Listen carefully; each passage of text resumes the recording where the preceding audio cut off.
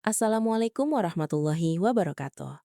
Sahabat seiman yang dirahmati Allah, kali ini kita akan menceritakan kisah seorang sahabat Nabi yang tidak hanya terkenal di kalangan umat Islam, tapi juga tercatat namanya di dalam sejarah dunia. Tidak ada seorang pun dari kita, baik yang masih kecil, remaja, bahkan yang telah beruban rambutnya, melainkan pasti pernah mendengar nama agung ini.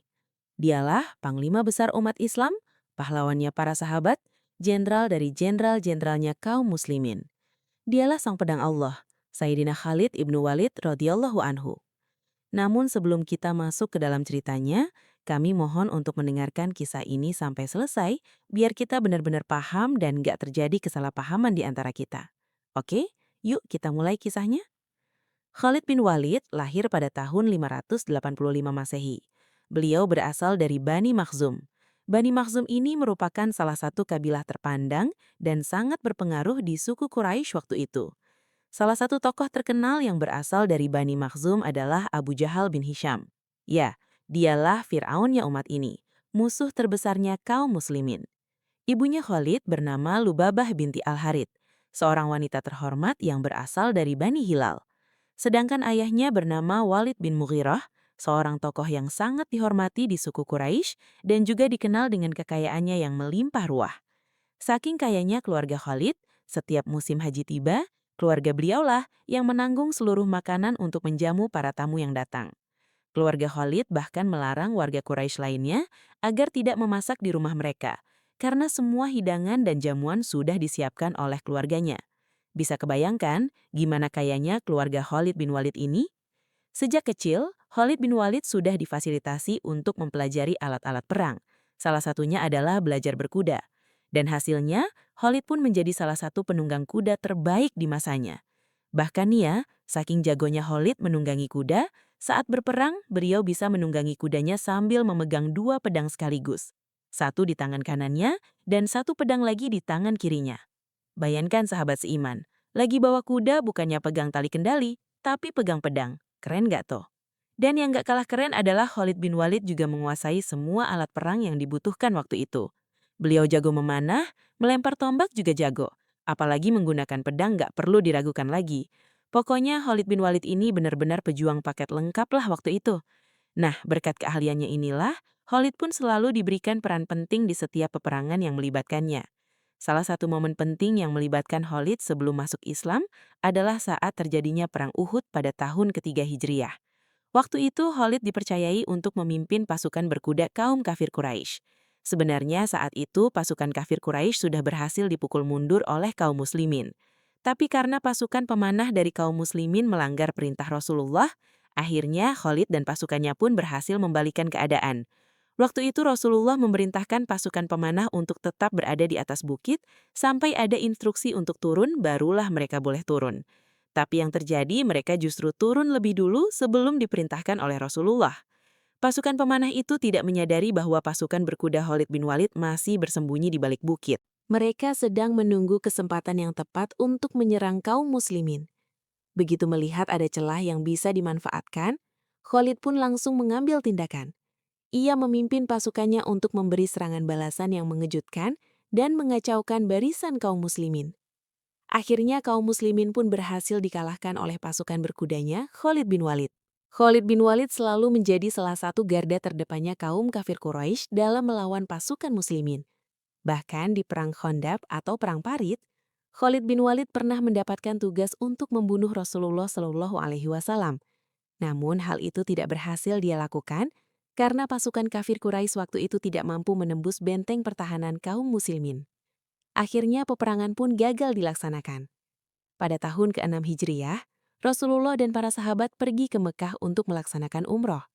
Namun sebelum memasuki kota Mekah, tepatnya di wilayah Hudaybiyah, orang-orang Quraisy langsung menghadang Rasulullah dan rombongannya.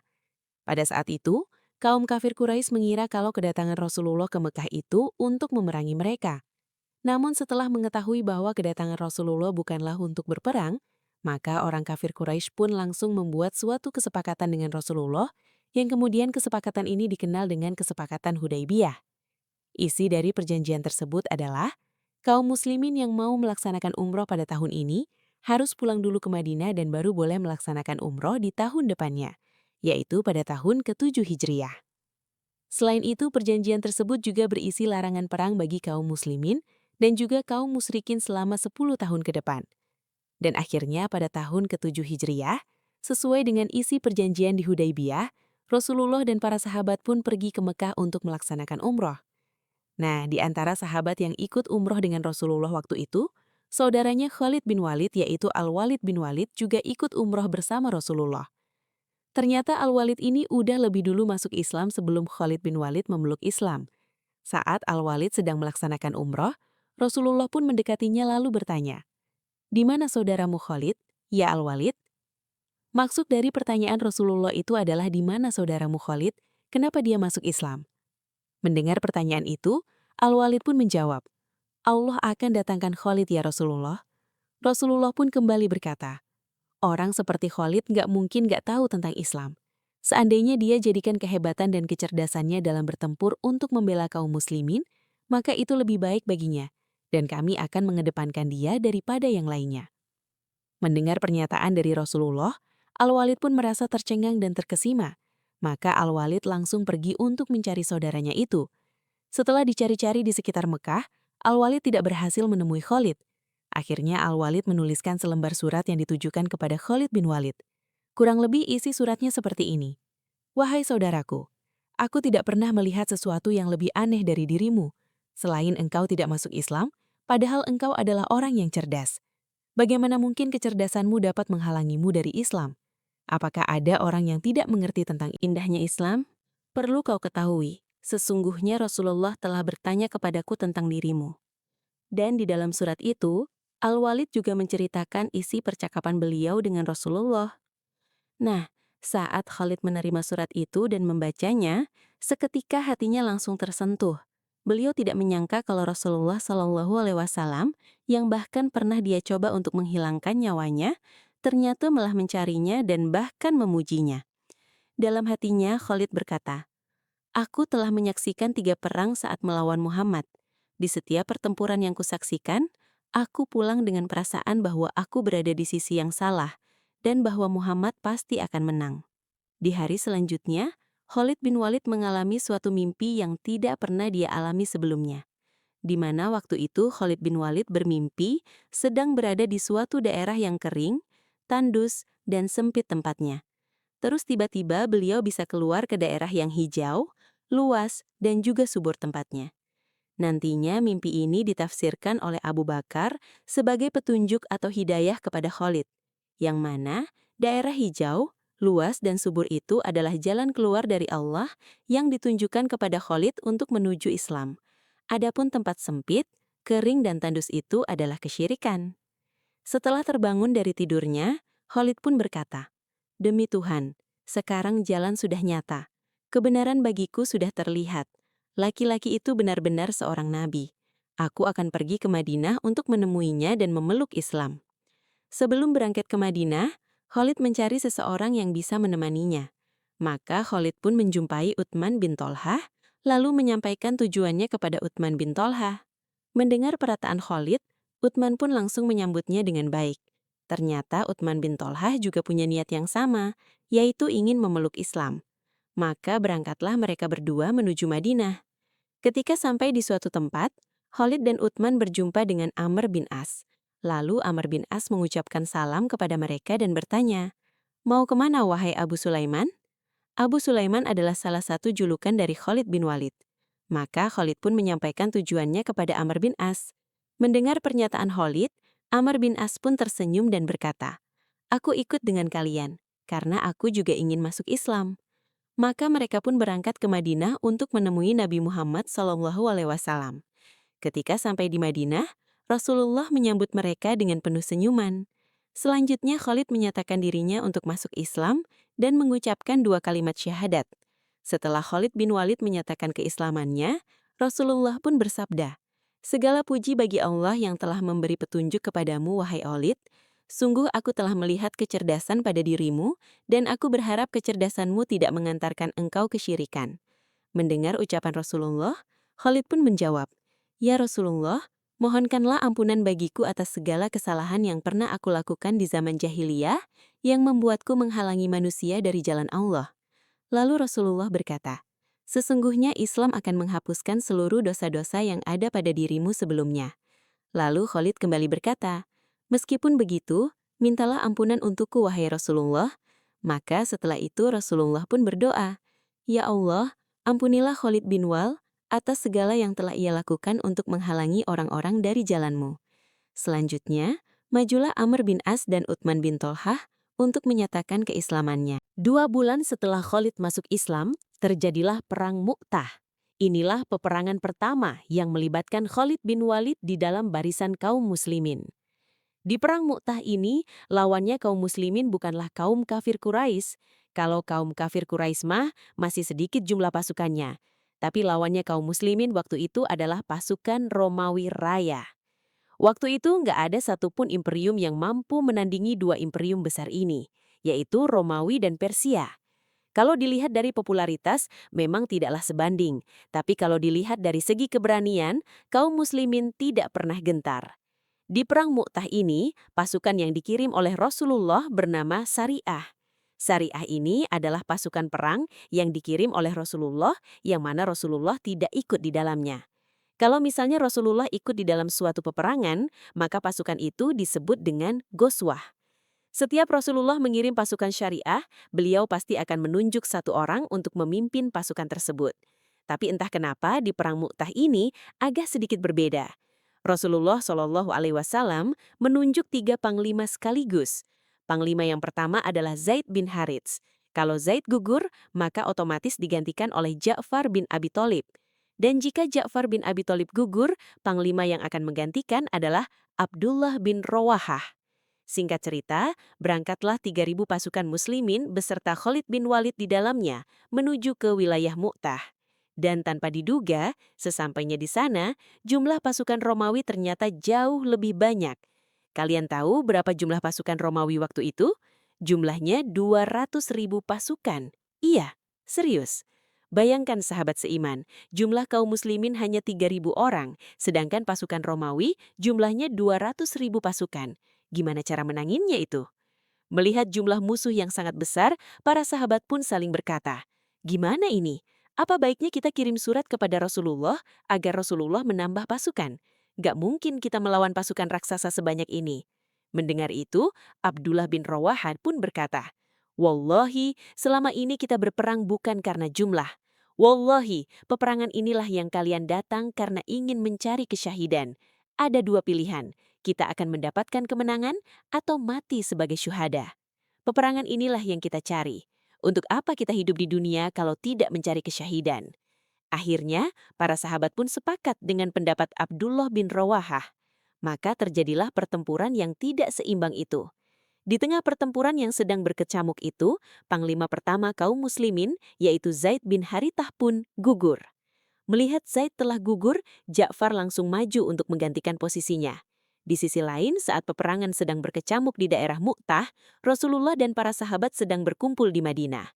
Di sana, Rasulullah menceritakan keadaan perang yang sedang dialami oleh kaum muslimin di Mu'tah kepada para sahabat yang ada di Madinah. Maka saat Zaid gugur, Rasulullah pun berkata, "Sekarang Zaid telah gugur, dan sekarang bendera panji perang dibawa oleh Ja'far." Dan benar saja, Ja'far bin Abi Thalib sedang menggantikan posisi Zaid. Saat Ja'far membawa bendera kaum muslimin, tangan beliau pun ditebas oleh pasukan Romawi. Maka Ja'far pun berusaha untuk meraih bendera kaum muslimin dengan tangan kirinya. Lalu tangan kirinya juga ditebas, hingga beliau pun wafat di pertempuran tersebut. Saat Ja'far gugur, Rasulullah pun berkata, "Aku melihat Ja'far terbang ke sana kemari dengan sayapnya. Allah telah mengganti lengannya dengan sayap. Dia terbang ke surga sesuka hatinya. Janganlah kalian mengira kalau orang yang mati di jalan Allah itu mati. Sesungguhnya mereka mendapatkan rizki di sisi Allah." Mengetahui Ja'far telah gugur, Abdullah bin Rawahah pun segera maju untuk menggantikan posisi beliau. Sampai akhirnya, Abdullah juga gugur di dalam pertempuran tersebut. Setelah Rasulullah mengetahui kalau ketiga panglima yang diutus beliau itu telah wafat, Rasulullah pun merasa sangat sedih. Bahkan dalam riwayat disampaikan, Rasulullah sampai menangis saat menceritakan 3 sahabat kesayangannya itu telah gugur. Rasulullah bersabda, "Zaid bin Harithah memimpin pasukannya sambil membawa panji Islam. Dia bertempur sampai akhirnya gugur sebagai syuhada. Setelah itu, panji Islam dipegang oleh Ja'far bin Abi Thalib. Dia bertempur, sampai akhirnya juga gugur sebagai syuhada. Kemudian panji Islam dipegang oleh Abdullah bin Rawahah. Dia pun bertempur hingga gugur sebagai syuhada. Setelah ketiganya gugur, panji kaum muslimin akan dipegang oleh pedangnya Allah, hingga Allah akan memberikan kemenangan melalui tangannya. Lalu, siapa sih sang pedang Allah itu? Oke, sekarang mari kita kembali ke Mu'tah untuk menceritakan situasi yang ada di sana. Nah, setelah 3 panglima yang ditunjuk Rasulullah itu gugur, pasukan muslimin pun sempat kebingungan. Di tengah kebingungan itu, seorang sahabat yang bernama Thabit bin Arkam langsung mengambil bendera perang kaum muslimin. Lalu dia menghampiri Khalid bin Walid, sambil berkata, "Aku tidak akan mengambil bendera ini kecuali untukmu, wahai Khalid bin Walid." Mendengar ucapan Thabit bin Arkam, Khalid pun menjawab, "Tidak, saya tidak mau menerimanya. Engkau lebih tua dari ibuku, wahai Sabit, dan engkau juga pernah ikut di Perang Badar." Mendengar penolakan Khalid, Sabit pun langsung berkata, "Wahai Khalid, engkau lebih mengerti tentang strategi perang dibanding dengan diriku. Ambillah bendera ini." Tapi Khalid tetap menolaknya. Akhirnya Sabit pun berdiri di tengah pasukan muslimin lalu berkata, "Wahai kaum muslimin, setujukah kalian kalau Khalid bin Walid yang memimpin kita?" Maka pasukan muslimin pun menjawab, "Ya, kami setuju dan menerimanya." Mendengar kesepakatan itu, akhirnya Khalid pun bersedia untuk menjadi panglima selanjutnya. Dan sekarang, mari kita lihat kiprah sang pedang Allah ini dalam menghadapi pasukan Romawi yang sangat banyak itu. Maka Khalid bin Walid langsung memimpin pasukan muslimin. Beliau bertempur habis-habisan. Bahkan dalam riwayat disampaikan, saking dahsyatnya pertempuran ini, sampai-sampai Khalid harus menghabiskan 9 pedangnya untuk menghadapi pasukan Romawi. Pedang yang satu patah, diganti dengan pedang yang kedua. Pedang kedua patah, lanjut pakai pedang yang ketiga. Begitu terus sampai ke pedang yang ke-9. Pertempuran pun terus berlanjut hingga tibalah waktu malam. Nah, kalau malam udah tiba, pertempuran atau peperangan itu wajib dihentikan sementara agar pasukan bisa beristirahat. Memang udah seperti itu aturannya. Saat pasukan musuh sedang beristirahat, Khalid bin Walid justru memanfaatkan waktu malamnya untuk merancang strategi. Dengan kecerdasannya, beliau pun memutuskan untuk membagi dan merombak barisan pasukan muslimin. Pasukan yang ada di sebelah kanan dipindahkan ke kiri. Pasukan yang awalnya ada di depan dipindahkan ke belakang. Yang belakang ke depan, yang kiri ke kanan. Beliau tukar semuanya. Hal ini beliau lakukan untuk mengelabui pasukan Romawi. Jadi nantinya, pas mereka sudah kembali berperang, pasukan Romawi ini pasti bakal mikir, kok pasukan yang ada di depan aku mukanya udah beda? Kok bukan yang kayak tadi? Kok bukan yang kayak sebelumnya? Nah, karena orangnya udah beda, nantinya mereka pasti bakal mengira kalau pasukan muslimin udah mengirim pasukan tambahan. Berarti jumlahnya udah makin banyak lagi nih. Gitu tujuannya. Dan untuk membuat skenario ini biar terlihat lebih meyakinkan lagi, Khalid pun meminta pasukan muslimin untuk maju secara bertahap, yaitu dengan satu persatu. Satu pasukan bertempur, beberapa saat kemudian baru disusul lagi sama pasukan lainnya dari belakang. Jadi makin kelihatan seolah-olah ada pasukan tambahan dari kaum muslimin. Gak cuman itu aja, Khalid bin Walid juga memerintahkan beberapa sahabat untuk mengambil pelepah kurma, lalu menunggangi kudanya sambil menyeret pelepah kurma tadi. Mereka disuruh berputar-putar di belakang pasukan yang sedang berperang sambil meneriakkan takbir. Hal ini beliau lakukan agar debu-debu yang ada di pasir itu semakin berterbangan, seolah-olah menunjukkan kalau pasukan muslimin ini sudah bertambah banyak. Dan benar saja, besok paginya saat perang kembali dilanjutkan, strategi yang sudah diatur sama Khalid bin Walid pun langsung dilaksanakan oleh kaum muslimin. Dan kalian tahu apa yang terjadi? Sesuai dengan prediksi Khalid, strategi ini pun berhasil membuat pasukan Romawi kepanikan. Karena merasa panik, perlahan pasukan Romawi pun mulai mundur. Maka Khalid bin Walid pun memanfaatkan situasi tersebut untuk menarik mundur pasukannya secara perlahan-lahan. Dan atas izin Allah, Khalid bin Walid pun berhasil membawa pulang pasukan muslimin ke Madinah dengan selamat. Dari peperangan itu, jumlah korban dan kerugian dari pihak Romawi jauh lebih banyak. Dan di perang Mu'tah ini, Allah menganugerahkan kemenangan di tangan kaum muslimin melalui sang pedangnya Allah, yaitu Khalid bin Walid. Setelah Rasulullah wafat, kepemimpinan kaum muslimin pun beralih kepada Abu Bakar As-Siddiq. Pada saat itu banyak sekali orang-orang murtad. Bahkan ada beberapa orang yang berani mengaku bahwa dirinya sudah diutus menjadi nabi yang baru. Di antaranya adalah Musailamah Al-Kazab. Maka Abu Bakar As-Siddiq pun mengutus Khalid bin Walid untuk menumpaskan nabi-nabi palsu dan para pengikutnya itu. Waktu itu Khalid dipilih oleh Abu Bakar sebagai jenderal untuk menumpaskan para nabi palsu. Dan dengan izin Allah, di bawah kepemimpinan Khalid bin Walid, misi untuk memerangi para nabi palsu pun berhasil diselesaikan. Selain itu, Khalid bin Walid juga pernah diutus oleh Abu Bakar As-Siddiq untuk menaklukkan Irak. Maka berangkatlah Khalid bin Walid dengan 9.500 pasukannya menuju negeri Irak.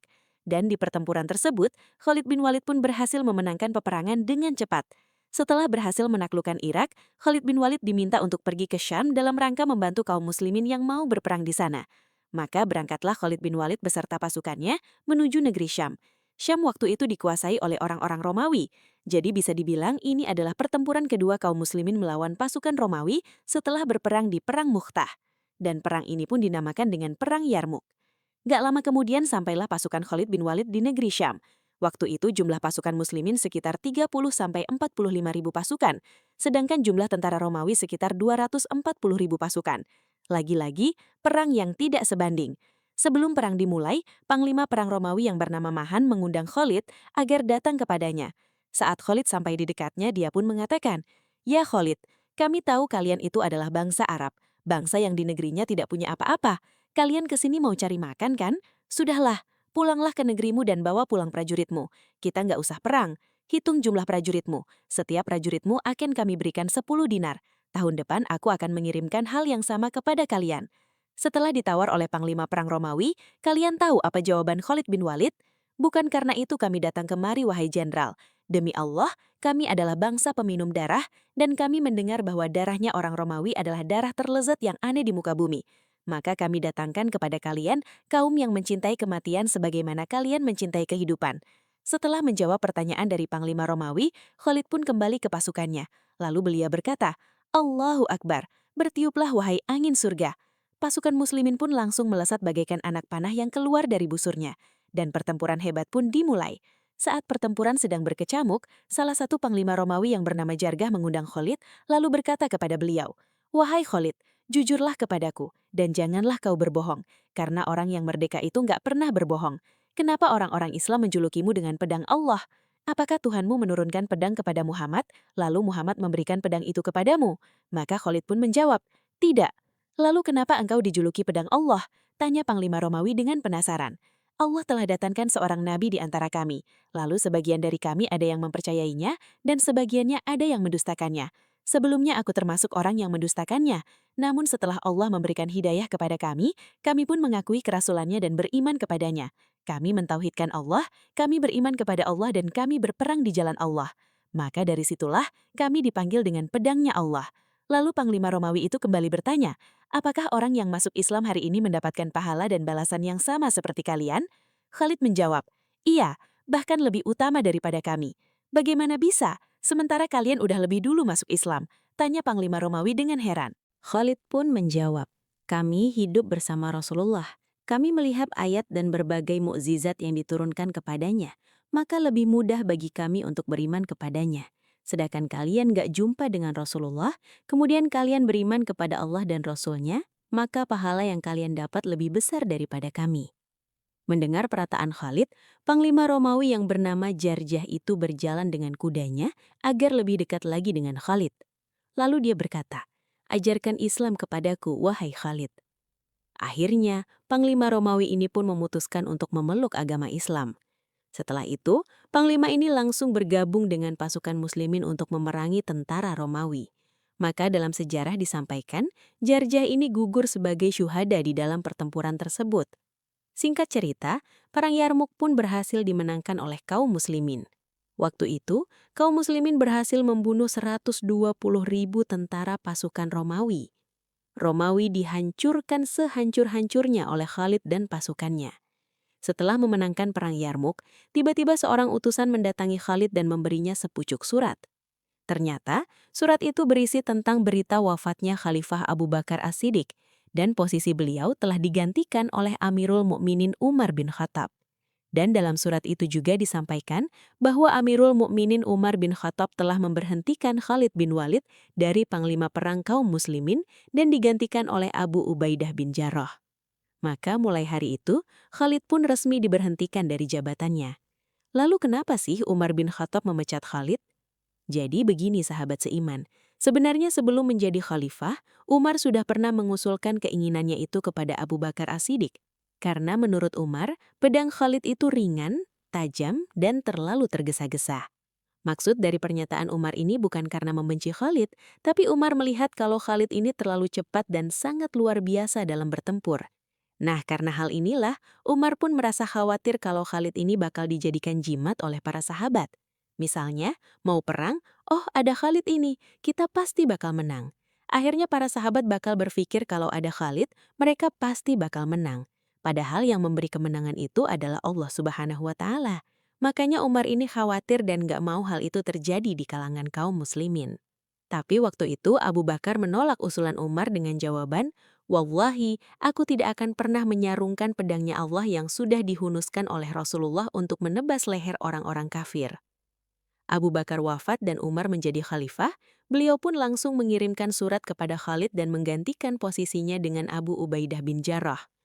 Perlu diketahui, setiap peperangan yang ada Khalid di dalamnya selalu berhasil dimenangkan oleh kaum muslimin.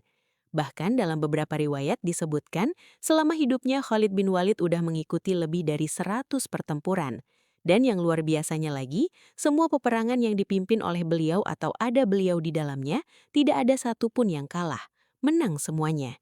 Inilah alasan kenapa Khalid bin Walid disebut sebagai panglima perang yang tidak terkalahkan. Salah satu motivasi kaum muslimin dalam berperang adalah mereka akan mendapatkan satu dari dua kebaikan, yaitu kemenangan atau mati syahid. Jadi pada saat itu para sahabat ini merasa berperang di jalan Allah itu nggak ada ruginya. Kalau nggak menang, ya mati syahid. Jadi mereka pun nggak pernah takut untuk berperang.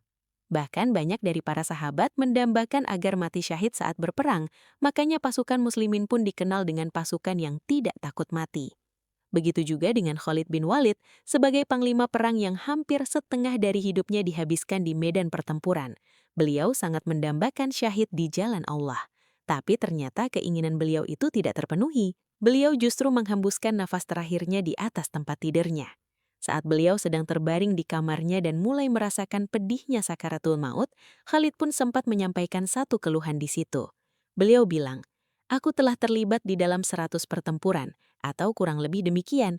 Tidak ada satu jengkal pun di tubuhku kecuali terdapat bekas luka, pukulan pedang, hujaman tombak atau tusukan anak panah. Tapi lihatlah aku sekarang, aku akan wafat di atas tempat tidurku seperti seekor unta tua yang sudah tidak berdaya." Mendengar perkataan Khalid, seorang sahabat pun menjawab, "Wahai Khalid bin Walid, engkau adalah pedangnya Allah, dan Allah tidak rela jika pedangnya harus patah di tangan musuh." Mendengar jawaban dari sahabatnya ini, Khalid pun berkata, "Wahai sahabatku, bantu aku berdiri. Aku tidak rela nyawaku diambil dalam keadaan terbaring." Lihatlah sahabat seiman, begitu kesatrianya sang pedang Allah ini. Bahkan sampai akhir hayatnya, beliau terus memperlihatkan ketangguhannya. Maka para sahabat pun langsung membantu Khalid untuk berdiri. Dan saat itu juga beliau langsung mengubah posisinya menghadap kiblat. Lalu dengan tenaga yang tersisa, Khalid bin Walid pun berkata, "Ya Allah, kuserahkan diriku padamu." Nggak lama kemudian, sang pedang Allah pun kembali kepada pemiliknya. Wallahu a'lam bishawab. Wassalamualaikum warahmatullahi wabarakatuh.